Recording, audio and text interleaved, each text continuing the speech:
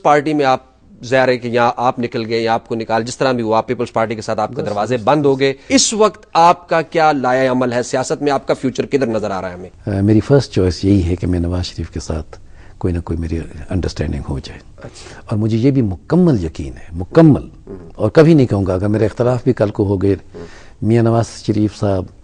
کہ جہاں تک اپنے بس کی بات ہے وہ ہر ممکن کوشش کریں گے، اور ان کی دلی خواہش ہے، انسان سے دیکھ، جیسے آپ اور میں بات کر رہے ہیں، انسان دیکھ کہ ہم دونوں ساتھ ہوں، لیکن اگر قسمت کو یہ بات منظور نہیں ہے تو پھر کوئی اپنا راستہ تلاش۔ اچھا مجھے بتائیں کہ بھٹو کا کوئی اصل وارث کون ہے؟ اصل وارث تو میں ہوں۔ اچھا، میں حقیقت کہہ رہا ہوں،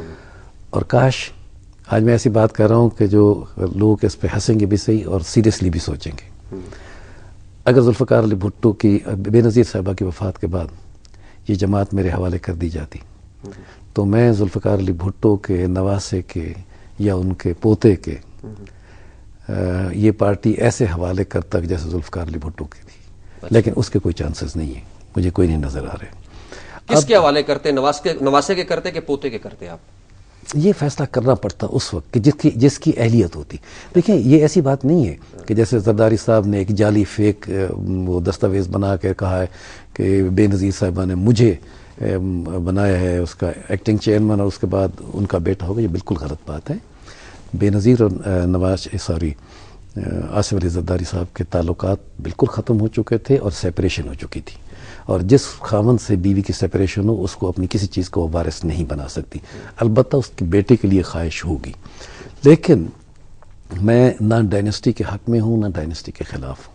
کیونکہ اگر کسی ان کے خاندان میں سے کسی شخص میں کوئی اہلیت ہے تو کیوں نہ ہو، وہ ہمیں بہت خوشی ہوگی، اور ہم تو وہ ہمارا جو بیک گراؤنڈ ہے ایسے ہی ہے۔ اگر ذوالفقار علی بھٹو صاحب کے خون میں سے کسی ایسی عورت یا مرد پیدا ہو جائے کہ جو ذوالفقار علی بھٹو کے قریب بھی ہو تو ہمیں اس کی مدد کرنا ثواب کا کام ہے۔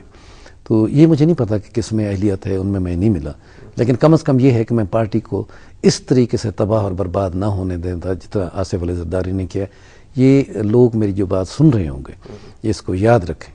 کہ یہ تاریخ کبھی معاف نہیں کرے گی کہ جو جنرلز اور جو سرمایہ دار، جو کارخانے دار، جو بڑے بڑے لوگ جن نے پاکستان پیپلز پارٹی کو بلکہ بڑی طاقتیں